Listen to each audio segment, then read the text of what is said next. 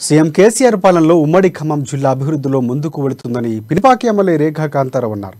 తెల్లం వెంకట్రావు తిరిగి పార్టీలోకి రావడంపై రేఖా హర్షం వ్యక్తం చేశారు. ఈసారి ఖమ్మం జిల్లాలో 10కి 10 సీట్లు బీఆర్ఎస్ గెలుస్తున్నట్టు ధీమా వ్యక్తం చేస్తున్న రేఖా కాంతారావుతో మా ప్రతినిధి రాజు ఫేస్ టు ఫేస్.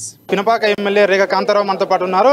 అంతా మాట్లాడే ప్రయత్నం చేద్దాం. సార్ చెప్పండి, ఈ రోజు వెంకట్రావు గారి యొక్క చేరికను అంటే బీఆర్ఎస్ పార్టీలో ఏ విధంగా చూస్తారు? అంటే ఒక నెల క్రితమే కాంగ్రెస్ పార్టీలోకి పోయిన తర్వాత అక్కడ ఉన్నటువంటి వాతావరణం మునిగే నావ ఎక్కినవరా అని చెప్పే ఆలోచనతో త్వరగా తెలుసుకొని ఊబిలో పడ్డ తర్వాత ఏం చేసే పరిస్థితి ఉండదు. బ్రహ్మాండమైనటువంటి కేసీఆర్ గారిని వదిలిపెట్టుకొని వచ్చినాం, చాలా పెద్ద తప్పు చేసినా అని చెప్పేసి వెంటనే తెలుసుకొని రియాక్ట్ అయ్యి కేసీఆర్ గారి నాయకత్వంలో పనిచేయాలని చెప్పేసి ఆలోచనతో వారు రావడం జరిగింది. ఇది ఒక మంచి సుపరిణామం. ఎందుకంటే ఇప్పటికే వలసలు మొదలైనవి. ఇప్పటికే గ్రామీణ స్థాయిలో అనేక మంది వలసలు పెద్ద ఎత్తున జరుగుతూ ఉన్నాయి. అయినప్పటికీ కూడా ముఖ్య నాయకులతో పాటు ఇంకా మిగతా అన్ని నియోజకవర్గాలు ఈ రోజు 5 నియోజకవర్గాలు భద్రాచలం నుండి వచ్చారు, కొత్తగూడ నుండి వచ్చారు, అశ్వరావుపేట వచ్చారు, ఇల్లెందు వచ్చారు, పినపాక వచ్చారు.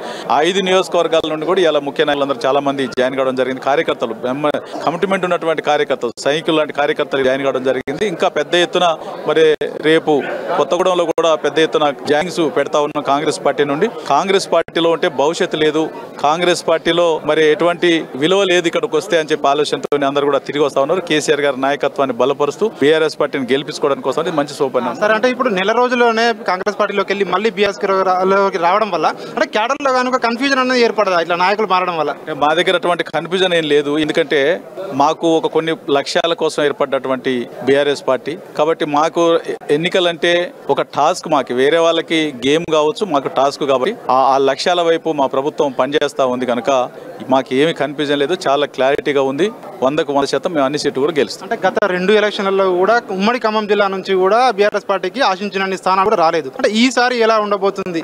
అంటే గతంలో ఉన్నటువంటి మాట వాస్తవం. ఒకటే సీట్ 2014 ఒక సీటు గెలిపించారు, 2018లో ఒకటే సీటు గెలిపించారు ప్రజలు. కానీ ఈసారి నేరుగా మరి అభివృద్ధిని చూస్తా ఉన్నారు ప్రజలందరూ. తెలంగాణ రాష్ట్రం వచ్చిన తర్వాత గత ఉమ్మడి ఆంధ్రప్రదేశ్లో 60 సంవత్సరాల అభివృద్ధిని ఈ 10 సంవత్సరాల్లో జరిగినటువంటి అభివృద్ధిని కంపేర్ చేసి చూసినటువంటి ప్రజలు మనం చాలా తప్పు చేసినాం, కేసీఆర్ గారి పక్షాన్ని నిలబడకపోగా ఈసారి రానున్నటువంటి కాలంలో భవిష్యత్తులో జరిగేటువంటి ఎన్నికలలో 100కు 100% కేసీఆర్ గారి పక్షాన్నే ఉండాలి. ప్రతి ప్రాంతాన్ని, ప్రతి జిల్లాని, మరి ప్రతి వర్గాన్ని, అన్ని వర్గాలను కూడా ఏ వర్గాన్ని వదిలిపెట్టకుండా అన్ని వర్గాలకు కావాల్సినటువంటి అన్ని సంక్షేమ అభివృద్ధి కార్యక్రమాలని 100% మాట ఇచ్చిన ప్రకారం తూచ తప్పకుండా పనిచేస్తా ఉన్నారు. కాబట్టి మరి 100% మనం గెలిపియాలి, కేసీఆర్ పక్షాన్ని నిలబడాలని చెప్పి ప్రజలు నిర్ణయించారు కనుక ఈసారి వచ్చేటువంటి ఎన్నికలలో ఈ గత ఎన్నికల కంటే భిన్నమైనటువంటి వాతావరణంలో ఈసారి భిన్నమైనటువంటి రిజల్ట్ రాబోతా ఉంది.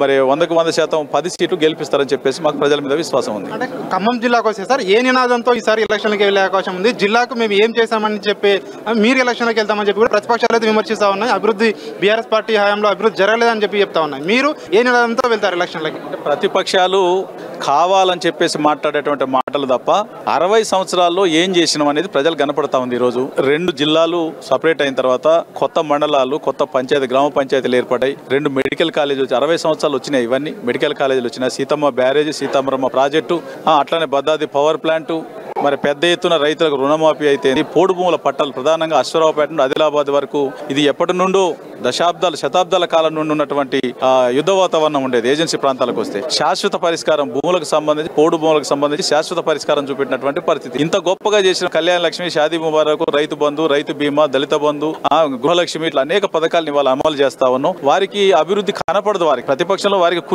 కేవలం కుర్చీ కావాలి కాబట్టి వారికి అభివృద్ధి కానీ సంక్షేమం కానీ కనపడదు. కళ్ళు ఉండి చూడలేనటువంటి కబుదులు, వాళ్ళకి ఏమి చెప్పగలుగుతాం మనం? కాబట్టి మేము చేసే అభివృద్ధి ప్రజలకు అర్థమైంది. కాబట్టి కేసీఆర్ గారి నాయకత్వాన్ని బలపరచడానికి వాళ్ళు సిద్ధంగా ఉన్నారు. ఫైనల్ గా చెప్పండి, మీ జిల్లాకు చెందినటువంటి ఒక కీలక నేత, కాంగ్రెస్ కీలక నేత 10కి 10 మేమే గెలుస్తాము ఖచ్చితంగా అని చెప్తా ఉన్నారు. సో మీరేం చెప్తారు? అవగాహన లేక మాట్లాడేటువంటి మాటలు కొన్ని ఉన్నాయి.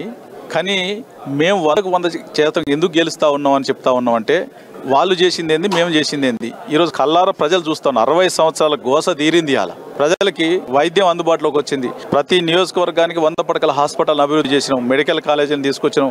అద్భుతంగా మొన్న మా మనుగూరులో మోకాళ్ళి చిప్ప కూడా మార్పిడి జరిగింది. అంటే ప్రభుత్వ హాస్పిటల్లో ఒక హిస్టరీ, ఇదంతా కూడా ఒక చరిత్ర.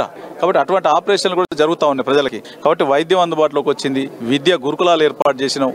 వైద్య రంగంతో పాటు విద్యారంగాన్ని కూడా బ్రహ్మాండంగా మరి ఒక గుణాత్మకమైన మార్పు తీసుకురావాలి. పేద విద్యార్థులు ఇవాళ మా గుండాల మండలం చాలా మారుమూలటువంటి మండలం.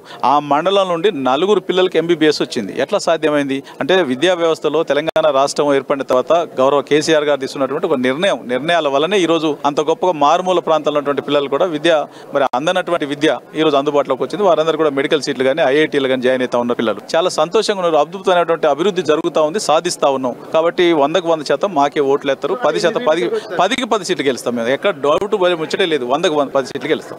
సో ఇది రేగా కాంతారావు ఎమ్మెల్యే రేగా కాంతారావు గారు చెప్తా ఉన్నారు. ఖచ్చితంగా మేము చేసిన అభివృద్ధి నినాదంతో ఈసారి ఎలక్షన్లోకి వెళ్తాం. ఖచ్చితంగా ఉమ్మడి ఖమ్మం జిల్లాలో 10 సీట్లు కూడా గెలుస్తామని చెప్పి అయితే ఆయన ధీమా వ్యక్తం చేస్తున్నారు. వీడియో జర్నలిస్ట్ నరసింహతో రాజు, అమ్మాని, హైదరాబాద్.